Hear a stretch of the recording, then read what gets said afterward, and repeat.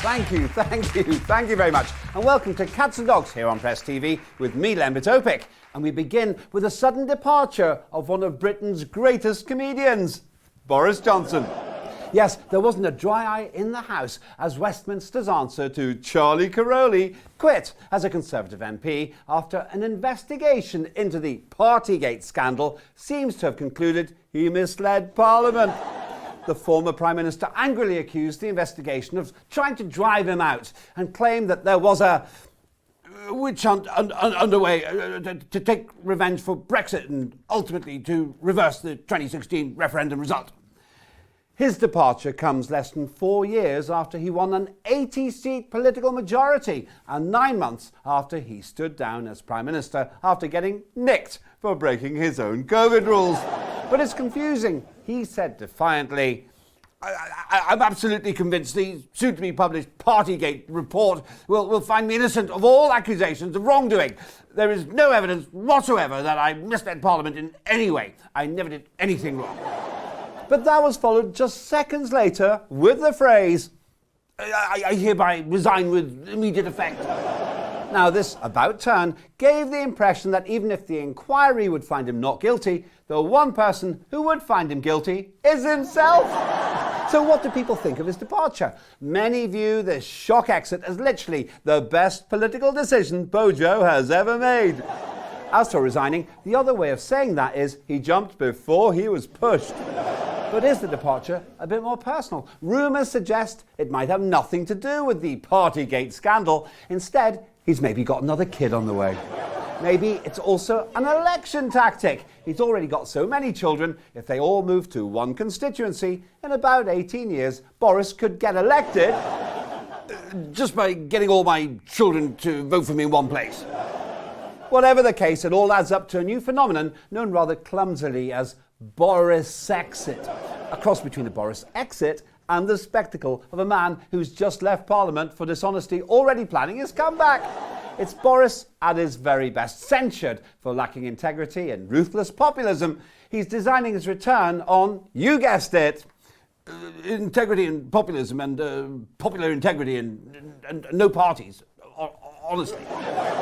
But to be fair, Boris deserves a special bravery award. As the whole nation lived behind closed doors for fear of COVID, he stood alone behind closed doors. Well, not exactly alone, but in rooms full of people behaving badly. That took courage for sure. Boris's legacy continues with his bewildering honours list. In a strange twist of fate, the former PM, forced to resign from Parliament in disgrace, has posted off his honours list for cronies, donors and COVID party cover-uppers, all to the new king. And the greatest scandal of all is that I wasn't on it, but I digress. Across the pond, the world's oldest living organism, Sleepy Joe Biden, is gearing up for re-election. When he said he'd run again for president, many people assumed he was simply talking in his sleep. But no, he means it. That's against the White House doctor's orders. They told Biden that far from running for president, he shouldn't even be walking as president, because even when he's just using the stairs, he tends to fall over. So what would be Biden's official slogan for his upcoming 2024 re-election campaign? Firstly, I'm standing again, and secondly,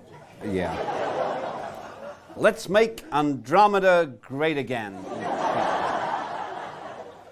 Vote for experience. I've been fighting climate change ever since the extinction of the dinosaurs. I can describe my American one word.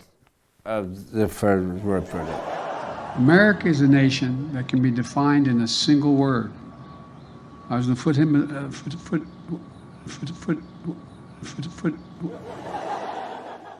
But would Biden even remember his slogan? Meanwhile, First Lady Jill Biden is busy fundraising for her husband in New York and California.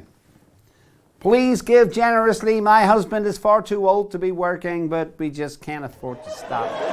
Or, Joe has loved America ever since he arrived here with the other Pilgrim Fathers. While the First Lady is doing her best to keep Biden in the White House, the First Son has taken a rather different course. A right-wing non-profit organisation named Marco Polo has released almost 9,000 pictures online, including hundreds of images of Hunter Biden apparently taking drugs and having an interesting relationship with ladies of the night. Doubtless, some of the more saucy websites will try to buy up those shots. But think of the upside. All that cash could go straight into Biden's election campaign.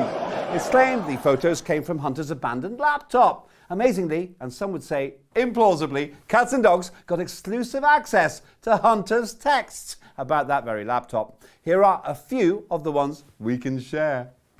I got lucky. Some guy gave me a fortune for my worthless old laptop and I didn't even have to wipe it. Hey, my dad never realized he even was Obama's vice president. We're getting Joe a stair lift for Air Force One.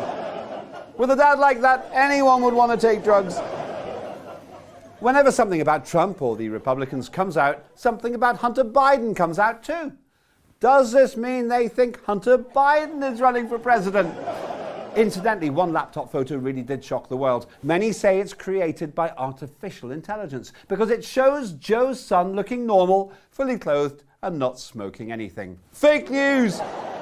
Meanwhile, former Vice President Mike Pence officially joined the presidential race, starting in style with a swipe at his former boss. President Trump also demanded that I choose between him and the Constitution. Now voters will be faced with the same choice. I chose the Constitution, and I always will. But is that really Mike Pence? Didn't Trump's team lock him away with all those secret documents in a cellar somewhere, allegedly? Party managers look forward to selling tickets to fights between desperate Donald Trump and this backstabber. And remember the Lord of the Flies incident?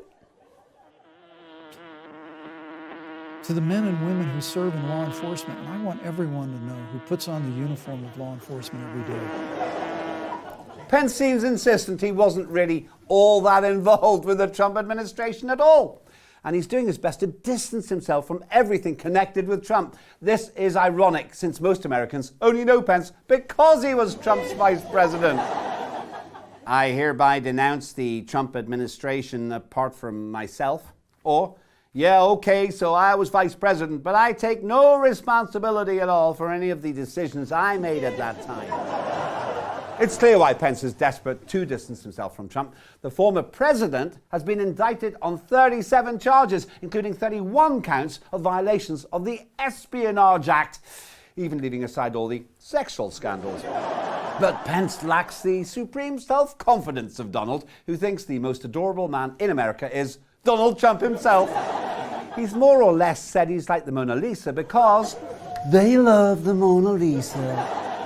Here's how he explained why his fans keep showing up at his rallies. I've met people who've given up their jobs, who that's all they do. They organise the next rally, they organise the group, the Front Row Joes, and then they go to the next rally and they spend their lives. That's what they do now. You have people that follow the rock bands and they listen to the same songs over and over and over. And you have people that go to the Mona Lisa. They love the Mona Lisa. And they'll see it hundreds and hundreds of times, and it gets better every time. A Broadway play where they'll see it 20 times. I mean, it's sort of an interesting thing. So maybe it goes something like this. Mr. President, are you really as beautiful as the Mona Lisa? No, I'm far more beautiful than her, and I'm American. She's not American. It's so sad. While politicians fight for the White House, US citizens are fighting for their very housing. In New York alone, over 80,000 people are struggling with their rent or in homeless shelters. They're on the brink.